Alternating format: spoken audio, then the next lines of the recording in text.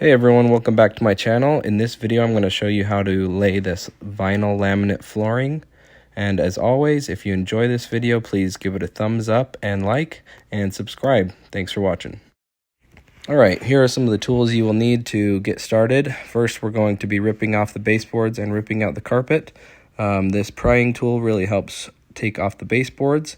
Here's the rest of the tools that you will need to install the flooring. Some of them are optional, but yes, I would recommend you get all of these and that shop vac. So first, we're going to start off by ripping out the carpet.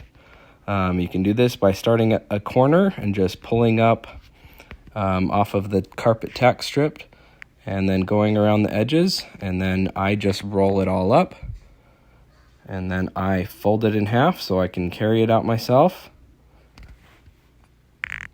And then next, I work on the padding. So I use the scraper tool because they do glue down the edges and the seams. So just go around scraping off the glue. That way you can roll up your padding nice and easy without ripping the pad to shreds. Makes cleanup a lot easier and makes it rolling up really, really easy. So like before with the carpet, you just roll it up and then take it out. Next, what we're going to do is remove all of the tack strips. So I just use this prying tool that I use for baseboards. Just go around the room using the pry tool to just pull that tack strip up. It's pretty easy. Next, you're going to rip out the baseboards. I just go along and score all of the corners of the baseboards and then use this prying tool to just hammer it between the wall and the baseboard, and I just work along with my knife just so it doesn't rip any paint, because if you don't score it well enough, what will end up happening is that paint will peel up, and you can actually see this did happen a few times, so make sure you score it really well. Even if you score it well, you just want to work slowly along the edge of the baseboard and keep scoring that paint and caulking along that baseboard. That way it doesn't rip your paint all the way up the wall. And you can see what I was talking about right here. It did rip that paint up a little bit too high, so I'm going to have to fix that before reinstalling these baseboards. But yeah, you just work around the edges, take your time, and then pull the baseboards off. And then what I'm doing here is I'm removing the nails, and all you have to do is kind of bend them back and forth until they break off.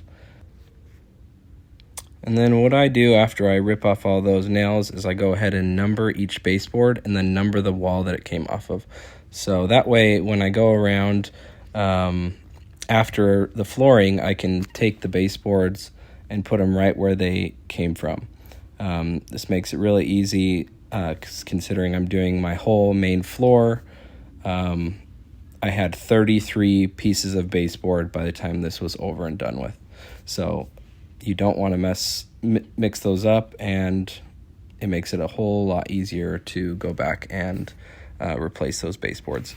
What I'm doing here is I'm just scraping off extra glue or any of the padding, and then of course you're going to want to vacuum the floor and clean up after all of the scraping and ripping up off all the carpet and baseboards. And yeah, you want to make sure your surface is clean before you go ahead and lay this flooring. And of course, I recruited my beautiful wife to help me with this. All right, and then here I'm just pulling off the pieces of trim around the kitchen. You want to be really careful. The tool that I found worked best was this drywall scooper here. This is not what this tool was made for, but it made it so that I didn't damage the surface behind, and it was a nice little prying tool. So use whatever you can, just to make sure you don't damage the surface or the trim piece. Okay, now to get into laying the flooring. So what you're going to want to do is you're going to want to line up your first row completely perfect. You don't want to mess up your first row at all, and you want it to be completely parallel with the opposite wall. That way the whole flooring gets laid nice and square. You just don't want to mess up this first row because it dictates how the rest of the floor is going to be laid. Okay, so what I'm doing here is I'm measuring to cut this end piece. And how you do it is you want to make sure you cut the right side. This is something that you will mess up. Just plan for it. Buy an extra box or two, but you will mess this up. You'll think you're cutting the right side, but you end up cutting the wrong side. So what you're going to want to do is you're going to want to leave 1/4 of an inch distance between the wall and your piece. This will allow for the flooring to expand and contract, but still will be far or close enough to your wall that your baseboard will cover the gap. Once you install that baseboard, that gap will be completely invisible. But like I said before, you're going to want to make sure you cut the correct side. So I have flipped the board so that the piece that fits into this groove here will be on the opposite side. So I'm cutting off the opposite end. Now, in order to cut this material, all you're going to need is a utility blade. Unless you have a really tricky cut, you can cut this with a utility blade. Now, you're just going to score the top of the vinyl. You might have to do it more than once. And then you're going to flip it over and it breaks right on the line. And then you're just going to take your utility blade and cut the back padding. And that is all you need to do to cut these pieces. I see a lot of people, DIYers, cutting this with a table saw or a miter saw. You do not need to cut this with a table saw or a miter saw. For one, you're going to end up replacing your blade because this stuff will dull your blade badly. So like I said before, you're going to want to make sure your first row is lined up perfectly parallel with the opposing wall. And you can use these little shims to make it so your flooring doesn't move when you start installing the next row. All right, in order to start the next row, what you're going to want to do is cut a piece in half and then lay it, and this will make it so that the seams are far enough away from each other that you get a really nice tight lock with each piece, at least on this second row. What you don't want to do is have your seams line up ever. You don't want your seams to ever line up. You want to have a nice tight fit, and to ensure that, you're going to want your seams to be at least, I would say, at least a foot away from each other. Now, here's a tip. You'll see me using a hammer to push those seams together, and honestly, that is probably not the way to do it. This is the correct way to do it. You're going to want to take a block, and this comes with almost any flooring kit, that orange block I have, and you're going to want to set it on the seam and then hit that block. The reason is, if you hit this flooring too hard with a hammer, it will break those edges around those seams.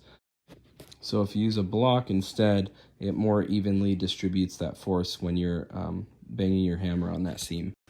So once you get going, you're going to want to lay out your flooring so that you don't have any pieces that are alike next to each other.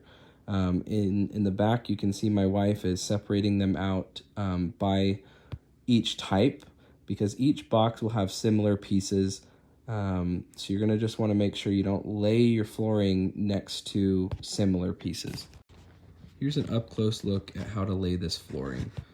So first, you're going to want to take the long end and you're going to just pull it in to the groove, and then line it up with the previous seam. And then what you're going to do is you're going to take your block, just like I said before, and you're going to just snap it into place by just hitting it with your mallet. And you saw that just locked right into place.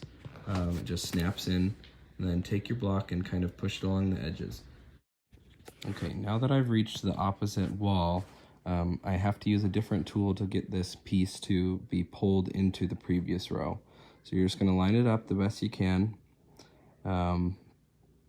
and line it up to that seam, because the first thing you're going to want to snap into place is that seam. And then use your mallet to secure that seam. Then you're going to get your prying tool. You're going to hook it on the edge of your flooring, and you're going to just use your mallet to pull it in towards the previous row. You're just going to go all the way along the edge to do that. And then on this side, of course, you can still use your block just to do the same thing. Yeah, but once you get in a good groove, you can lay this flooring pretty quickly. This flooring's really easy to lay. I think anyone can do it. You just gotta practice and make sure you have the right tools. And that knee scooter saved my knees. So definitely use knee pads or get a knee scooter. All right, now that I'm done laying the flooring, I'm going to reinstall the baseboards. You're going to want to use a 18 gauge brad nail gun, and then make sure you hit the studs. Now there will always be a stud along the bottom 1.5 inches because that's your base plate of your wall. And then just work around the wall, nailing each baseboard into the wall. And then it's time for caulking.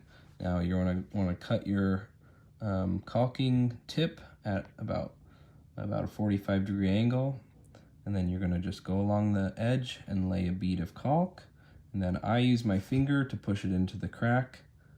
Now this does take some practice, and you're just going to caulk along the edge of the baseboards and each seam of the baseboard.